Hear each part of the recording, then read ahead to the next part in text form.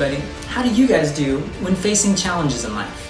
I think a lot of us do just fine when we feel like it's something that we can handle. But what about when it looks like something that's more than we can handle? Splat.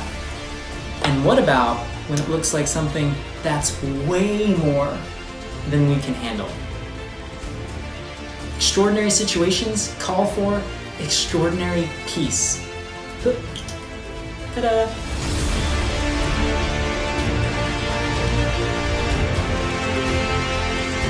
Welcome everybody to our series Crossover, where we're going to be looking at some examples of everyday people being used by God to do extraordinary things through the gifts of God. Before we jump into our lesson though, let's pray. God, please give us peace for our hearts and our minds that goes beyond any understanding. We ask for this in Jesus' name, amen. Thanks for praying. Now open up your Bible to the book of Judges, starting in chapter 6. What do you think? Judges, New Testament or Old Testament? Old Testament, that's right. So in Judges chapters 6 through 8, we're going to be looking at the story of a man named Gideon who was just an everyday guy who God asked to do something extraordinary to save his people, the Israelites. And we're going to see how Gideon must have had some extraordinary peace and how we too can have extraordinary peace as a gift from God. So what's going on in the book of Judges? Well, what we see is a pattern, a cycle, a situation where God's people kind of repeat themselves over and over again. It starts with God's people in the promised land. Yay, they're in the promised land. But boo, they start to disobey God and do evil in the sight of God. And because of that, the next step in the cycle is that they have trouble. They have problems with their enemies, with their land, all sorts of issues that come up. Because of those issues though, they remember God and they cry out to God for help.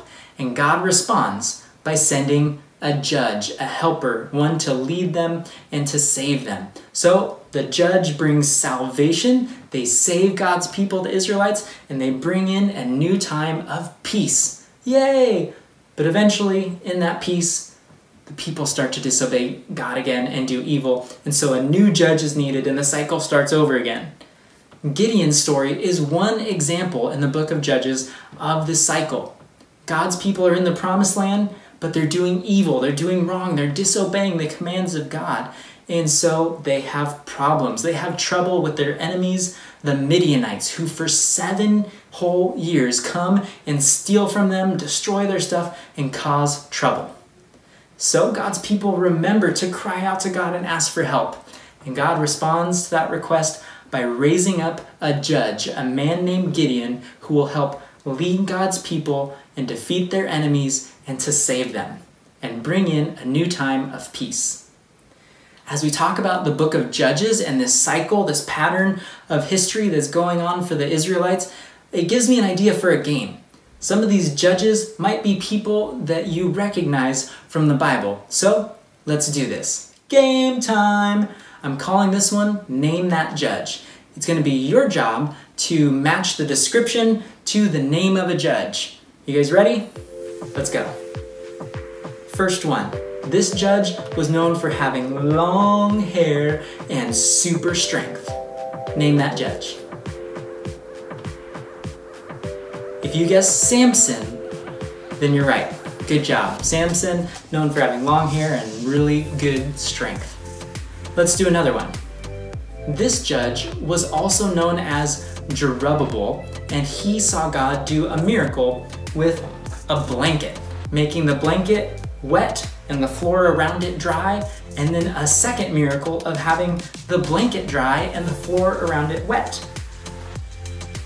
If you guessed Gideon, you're right. Gideon from our story today in the book of Judges.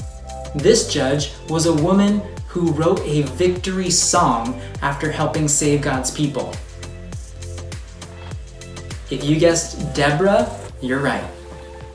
This judge was known as a man who was left-handed and had a sword that was sharp on both sides.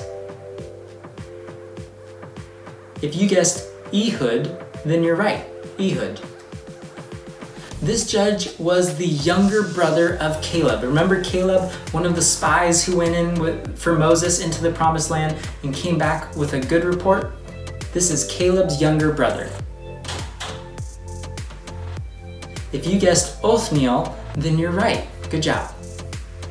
And our last one, this judge had 30 sons who rode 30 donkeys. That sounds crazy. 30 sons with 30 donkeys. If you guessed Jair, then you're right. Well, hopefully now you guys know your judges a little bit better, but let's keep talking about Gideon. If we zoom in on Gideon's story, we do see that he's just an everyday guy. In fact, when God asked him to be this judge, this leader, this warrior chief, Gideon says, "Are you sure you've got the right guy? I'm weak, I'm not strong, I'm not brave. Do you really need me?" But God says, "Yes, Gideon, I want you, and I'll be there." And so Gideon, through the whole process, is kind of dragging his feet and asking God to show him signs to prove that this is the right way to do it. And God is kind, and God is patient, and God does many little mini miracles and signs for Gideon, like burning up a food offering miraculously in front of him, like the sign with the blanket that I talked about, making the blanket wet and the floor dry, and then the floor dry and the blanket wet. God does all these miracles to let Gideon know that he can trust him. And Gideon did obey God eventually. And I think he did it while having peace. And it must have been extraordinary peace because of the odds that he was going to be up against. I don't think that Gideon's extraordinary peace came from the signs that God was showing him, really. I think it came when Gideon realized that this wasn't all about him and what he could do, but it was about God. You see, Gideon, when he decided he was going to obey God, collected an army of 32,000 soldiers ready to go to battle, but they were still far outnumbered. But God took that 32,000 and he shrunk it down to just 300 men. 300 men against an army over 100,000. That's crazy. But God told Gideon why he was doing it. This is what it says in Judges chapter 7, verse 2. The Lord said to Gideon, "The people with you are too many for me to give the Midianites into their hand, lest Israel boast over me, saying, 'My own hand has saved me.'" You see, God wanted to make sure that his people understood that the victory they were about to have wasn't because they were strong or great or because of what they could do, but it was all about God choosing to respond to their cry for help and how he was saving them. So what challenges are you facing? What are the crazy big challenges in your life? It might be an emotion that you're dealing with on the inside. It might be a problem that you're facing on the outside. It might be an issue that your family's going through. But how can you be like Gideon and have extraordinary peace? Well, you take the focus off of you and what you can do, and instead, you look to God. And you trust God in what he can do. And when you do that, when you trust God and you look to him to be the one to handle things, you have peace. Peace that goes beyond understanding. And it's truly a gift from God. All right, everybody, that's it for this week. I'll see you next time. God bless. All right, well, this next song we're gonna sing is called Our God. So, you girls ready to start? Yeah! Good.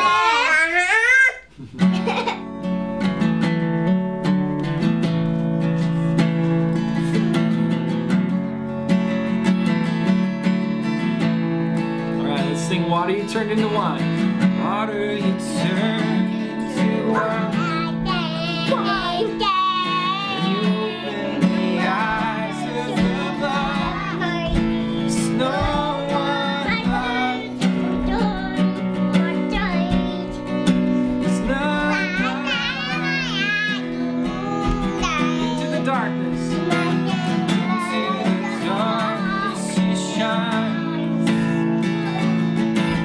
Out of the ashes we rise. There's no one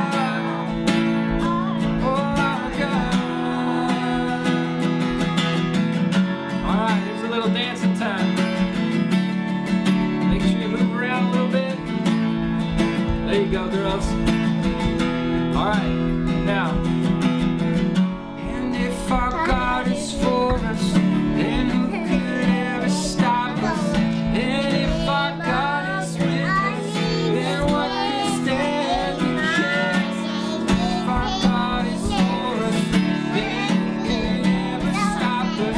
And if our God is with us, then what could stand against? If our God is for us, then who could ever stop us? If our God is with us, then what could stand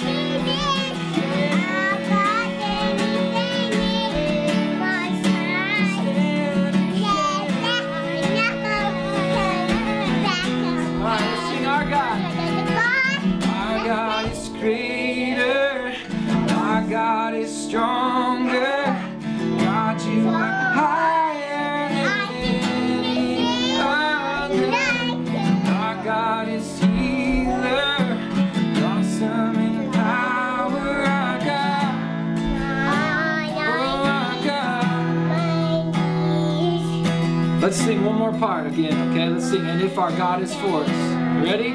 2, 3. And if our God is for us, then who could ever stop us? And if our God is with us, what could stand against? If our God is for us, then who could ever stop us? And if our God is with us, what could stand against?